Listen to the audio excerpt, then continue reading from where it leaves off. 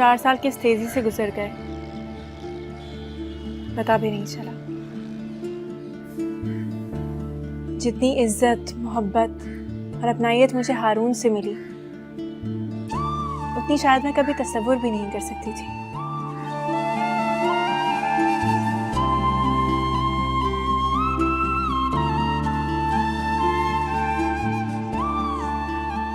हारून मेरी जिंदगी में ऐसे आए जैसे बंजर जमीन पर चुपके से बारिश आ जाती है। हर तरफ फूल ही फूल खिलने लगे, सब कुछ हसीन हो गया, खूबसूरत हो गया। ऐसा लगा कि जैसे मुझे सब कुछ मिल गया।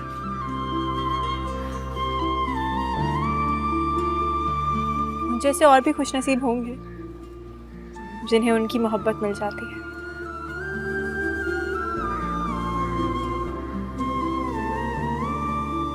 लेकिन हारून जैसा लाइफ पार्टनर वो नसीब से ही मिलता है।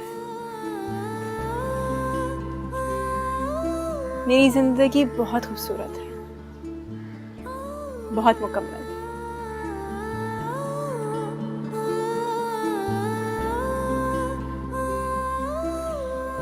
बस एक ही चीज की कमी है, औलाद की।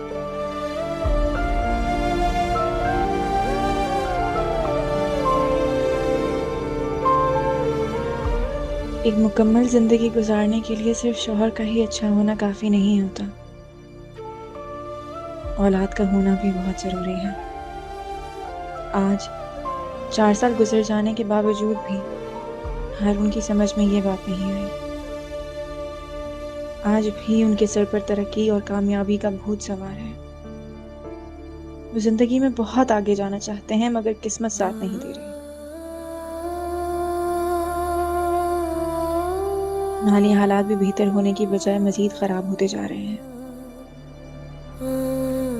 ट्यूशन से हासिल होने वाली माली आमदनी मैं रिदा के जहीज़ के लिए जोड़ कर रख रही हूँ। अम्मी आज भी उसके लिए अच्छे रिश्ते की मुंतज़िर हैं, और आज भी उन्हें लगता है कि रिश्ता ना मिलने का सबब मैं हूँ। मैं उनके लिए कल भी मनहूस थी और आज भी।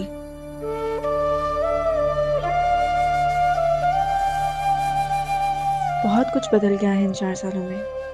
अगर कुछ ना बदला तो हारून की अम्मी का रवैया आज भी उनके लहजे में उतनी ही कड़वाहट है।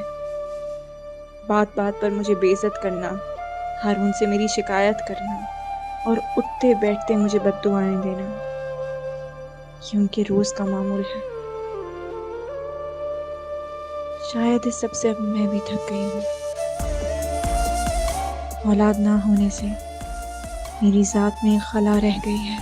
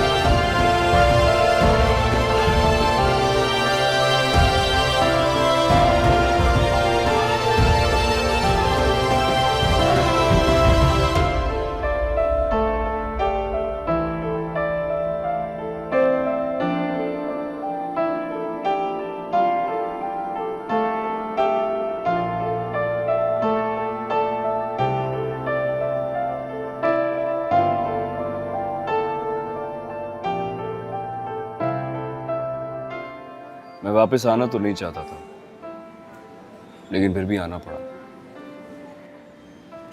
कई बार मैंने सोचा कि पाकिस्तान से अपना बिजनेस वाइंड अप करके परमानेंटली यूके शिफ्ट हो जाता हूँ, लेकिन जब रामीन का ख्याल आता था तो मेरा माइंड बदल जाता था। फिर चचा के इंतकाल के बाद चच्ची यहाँ अकेली रह गई हैं। मुझे लगता है रामीन को और चच्ची को मेरी ज़रूरत है। मैं जानता हूँ वो मुझसे बहुत नाराज़ होंगी, होना भी चाहिए नाराज़ होना यार। मेरी वजह से उनके ख़ानदान का नाम मिट गया। लेकिन कुछ भी हो जाए, मुझे मेरी बेटी की कस्टडी चाहिए। मैं अब उसके बगैर नहीं रह सकता।